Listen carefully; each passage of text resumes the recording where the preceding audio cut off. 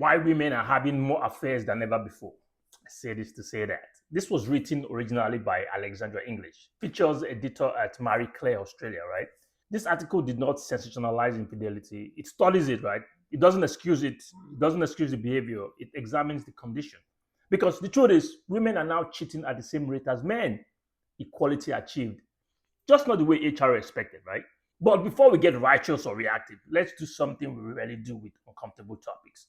Actually listen. Because while men's affairs have been locker room punchlines for decades, women's fidelity still carries a scarlet letter. And in that silence, nobody learns anything. Not men, not women, not the relationships that falling apart quietly in the name of doing fine. Now, it begins with Zara's story, right? Zara's story starts the way many modern betrayers do, casually. She cheats, feels nothing, no guilt, no shame, no cinematic regrets, just a hangover and a text that says, dinner, run late, right? Her partner, Joshua, doesn't know this. 6 years together, and he's not curious about who she's becoming or what she's missing. He mistakes distance for trust because they lived apart. She mistakes apathy for freedom. And somewhere between those miscalculations, fidelity became irrelevant, right? She says she kept asking herself, why don't I feel bad? Maybe it's payback for the years she was the one being betrayed. Maybe it's numbness wearing the mask of empowerment. Or maybe, like a lot of people, she's so used to being emotionally invisible that doing something wrong was the first time she actually felt seen, even if it was only by the wrong person. So eventually, Zara breaks up with Joshua and keeps cheating on the next man, Mateo. Same movie, different cast. She jokes that she should be in jail, but she's not laughing at sin. She's laughing at how easy it was to cross the line. You see, men cheat for admiration, right? Women cheat for recognition. Men want to feel needed, women want to feel noticed. Both are starving, but just at different tables. When men cheat, society shrugs, that's meant for you, right? But when women do it, people act like she just kicked the puppy. But the double standard created a silence where understanding should have been. And silence breeds ignorance, not accountability. Because according to research cited by the psychotherapist Esther Perel, she said female infidelity has risen over 40% since the 1990s, right? While men's rate stayed the same. The thing is, we did not evolve past temptation. We just started splitting the bill. Then we check out Dr. Wednesday Martin, right? She's the author of Untrue, Why Nearly Everything We Believe About Women, Lust, and Adultery is Wrong. In that, she says women are wired for sexual novelty and adventure, and they cheat in every culture, even in the ones that punish them for it.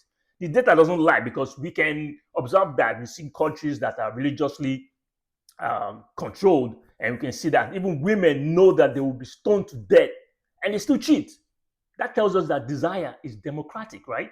But let's be honest, it's not just about sex, right? A 2024 global study on infidelity found that women often cheat for reasons far less primal: revenge, boredom, emotional neglect, curiosity, or wanting to feel attractive again. It's not about trading up, it's about waking up, not monkey branching. In the article, Lisa's story captures that perfectly. She was married for 18 years, stable home, 2 kids, decent husband. But she says somewhere along the line, she stopped feeling like a woman and started feeling like a co-manager of a household. She didn't cheat because her marriage was broken. She cheated because she was broken. Our affair wasn't fireworks. It was a reminder that her own spark hadn't gone out. She had just stopped checking on it because she says a co-worker who she cheated with, he looked at me with hunger instead of expectation. Imagine that. That's what got her. Because after years of being needed, she wanted to be wanted. And that's not just justification, that's anatomy, emotional anatomy, right?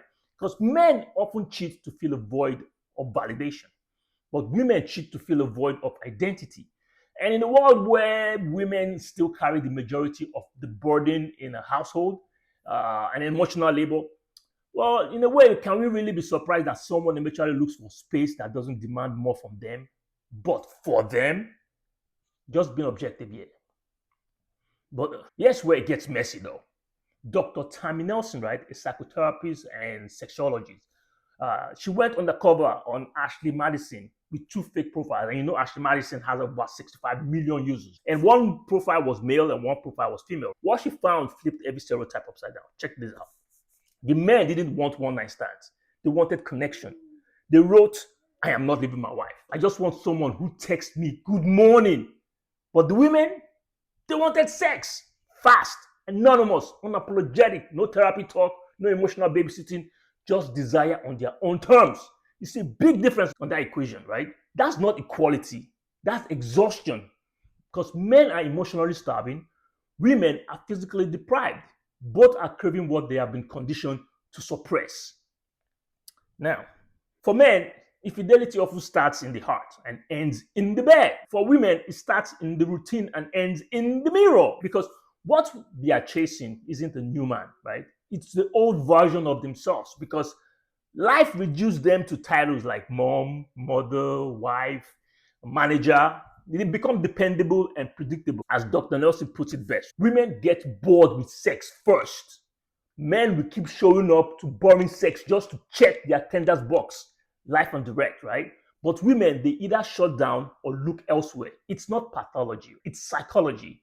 She goes on to say, it's not that she's gone off sex. She's gone off sex the same way, with the same person, in the same room, for the same reasons, right? Meanwhile, the man is wondering why she changed when he never noticed she adapted. And then there's Margaret, married in the 1970s. She was 22 years old when she got married. Followed the script, right? Good husband, stable job, white dress, polite misery. She had affairs right away, I think less than 2 months, right? And she said she had the affair not to destroy her marriage, but to survive it. Because back then, we all know divorce was scandal. So she found her escape between the cracks of duty and desire. Her actions weren't rebellion, they were oxygen, according to how she put it. But decades later, right, when she was in her 40s, she finally leaves. She found someone who actually sees her, she says, right?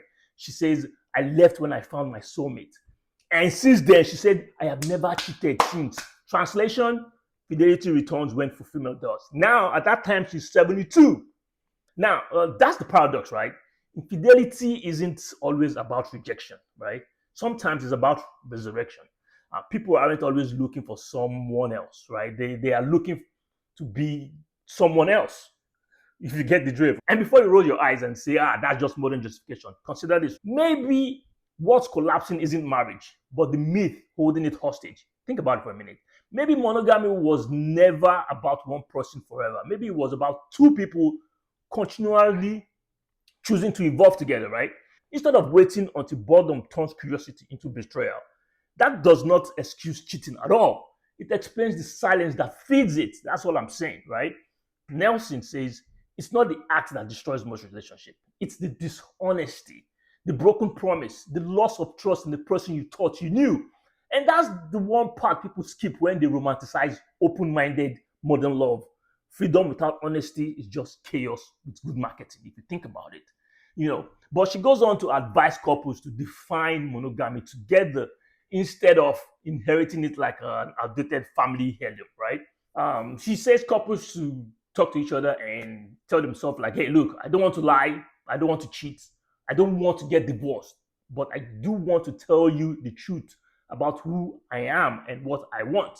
Because if you think about it, if we're expecting 50-year relationship in a culture that changes every 5 minutes, maybe honesty needs to evolve faster than temptation. I'm just saying, right? You see, this is not about villainizing women or victimizing men. It's about understanding that people cheat for different reasons, but they all share one common denominator: neglect, either received or self-inflicted.